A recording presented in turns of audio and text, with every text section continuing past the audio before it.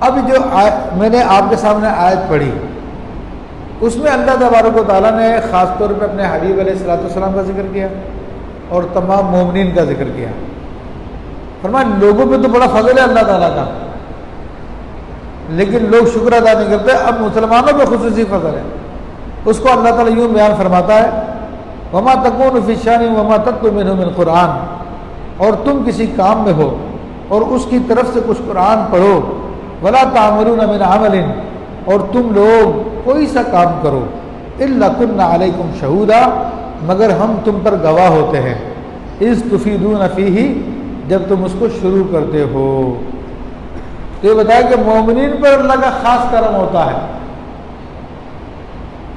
خاص رحمت ہوتی ہے۔ آدمی کو جس سے محبت ہوتی ہے اس کو ہر وقت نگاہوں میں رکھتا ہے۔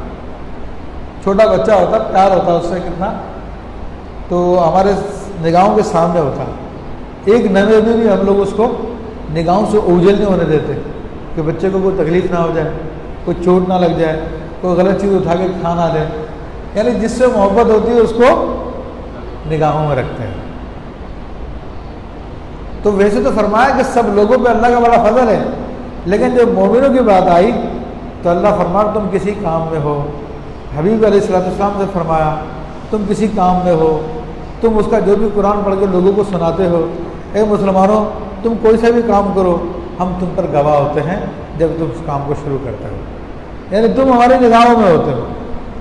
یہ خصوصی کرم اللہ تبارک و تعالیٰ نے مومن پہ بیان فرمایا، اور اس کرم کا اندازہ نہیں کیا جا سکتا کہ اللہ تبارک و تعالیٰ کا مومنین پہ کیسا کرم ہوتا ہے، کیسا فضل ہوتا ہے۔ اس دنیا میں بھی خصوصی فضل ہے اور آخرت میں بھی خصوصی فضل ہے، لیکن چونکہ انسان جلد باز ہے اور حقیقتوں سے واقف نہیں ہے، قیامت پر نظر نہیں رکھتا، تو سمجھتا کہ اس دنیا کی نعمت، اس دنیا کے مزے ہی سب کچھ ہے، یہ مل گیا تو سب کچھ مل گیا اور یہ نہیں ملا تو کچھ بھی نہیں ملا، یہ عام لوگوں کا خیال ہے۔ مگر اللہ تبارک و تعالیٰ نے، اللہ تعالیٰ کے نزدیک اس دنیا کی کوئی حیثیت نہیں ہے، لیکن اس کے باوجود بھی اپنے مومن بندوں کو کچھ نہ کچھ دنیا دیتا ہے وہ، تاکہ لوگوں کے محتاج نہ رہے، اور ساتھ میں یہ بھی فرماتا ہے کہ دنیا اس قابل نہیں کہ یہاں پر میں اپنے دوستوں کو انعام دوں، پھر آخرت میں جو کرم فرمائے گا۔ دنیا کی زندگی میں یہاں تک مومنوں پہ کرم فرمایا اللہ تعالیٰ نے کہ اگر اس کو کوئی کانٹا بھی چبھتا ہے تو اللہ اس کے لیے ثواب لکھ دیتا ہے، اس کو کوئی مرض ہوتی ہے، کوئی تکلیف ہوتی ہے، اللہ تعالیٰ اس کے لیے ثواب لکھ دیتا ہے۔ رزق حلال کے کمانے کے سلسلے میں جب وہ مارا مارا پھرتا ہے، فکر کرتا ہے، تو حدیث شریف میں آتے ہیں کہ ایسے گناہ ہوتے ہیں، بعض ایسے گناہ ہوتے ہیں جو توبہ سے بھی معاف نہیں ہوتے، مگر رزق حلال کے کمانے کے سلسلے میں بندہ مومن جو پریشانی اٹھاتا ہے، اللہ تعالیٰ اس پریشانی کے بدلے سے وہ ان گناہوں کو مٹا دیتا ہے۔ تو یہ اللہ تعالیٰ کا اپنے مومن بندوں پہ بڑا پیار ہے، بڑی محبت ہے اس کی۔ اور پھر فرمایا کہ تم ہماری سامنے ہوتے ہو، ہماری نگاہوں میں ہوتے ہو۔ وما یعزب عن ربک من مثقال ذرہ، اور تمہارے رب سے ذرہ بھر کوئی چیز غائب نہیں،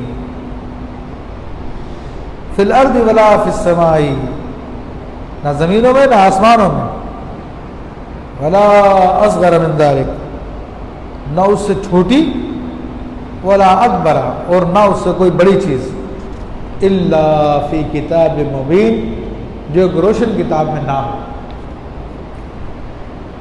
اب یہاں پہ اللہ تبارک و تعالیٰ نے دو باتیں خاص طور پہ بیان فرمائی۔ ایک تو اپنے علم کو بیان فرمایا کہ تمہارے رب سے ذرہ برابر بھی کوئی چیز چھپی نہیں رہ سکتی، اس سے کوئی غائب نہیں۔ اب ذرہ عربی زبان میں چونٹی کو بھی کہتے ہیں، دانے کو بھی کہتے ہیں، بہت چھوٹے ذرے کو بھی کہتے ہیں، ٹھیک ہے نا؟ تو سب سے چھوٹا ذرہ ایٹم ہے، smallest particle of the matter, وہ ایٹم ہے. تو ایٹم بھی اللہ کی نگاہ میں ہے، اور ایٹم سے بھی جو چھوٹی چیزیں ہیں جو اس کے اندر موجود ہیں وہ بھی اللہ تعالیٰ کی نگاہوں میں ہیں. یعنی آپ سمجھ لیجئے کہ وہ چیزیں جن کو ہم اپنے آنکھوں سے نہیں دیکھ سکتے، اللہ تبارک و تعالیٰ ہر چیز کو دیکھ رہا ہے. تو ہمارے دلوں میں جو خیال آتے ہیں یا جو ہم آئندہ ارادہ کریں گے، جو ہم پہلے کر چکے ہیں، جو ہم چھپا چکے ہیں، وہ اللہ سے چھپا ہوا نہیں ہے. چاہے ہم زمینوں میں ہوں، چاہے ہم آسمانوں میں، جہاں پہ بھی چلے جائیں اس سے کوئی چیز چھپی ہوئی نہیں. اور یہ بڑا زبردست عقیدہ ہے. اگر یہ عقیدہ انسان کو حاصل ہو جائے تو ولایت کے اعلیٰ مقام پہ پہنچ جاتا ہوں. یہ ایسی چیز ہے. ویسے تو ہم کہتے ہیں اللہ تعالیٰ کو ہر بات کا علم ہے، لیکن عملاً جو اس کو نہیں مانتے، عملاً اس کے برخلاف کرتے ہیں. ناجائز کام کر رہے ہوتے، چوریاں کر رہے ہوتے، فراڈ کر رہے ہوتے، جھوٹ بول رہے ہوتے، دیگر کام کر رہے ہوتے ہیں، اس وقت ذہن سے نکل جاتا اللہ دیکھ رہا ہے. اور کبھی آ بھی جائے تو پھر بھی پرواہ نہیں کرتا.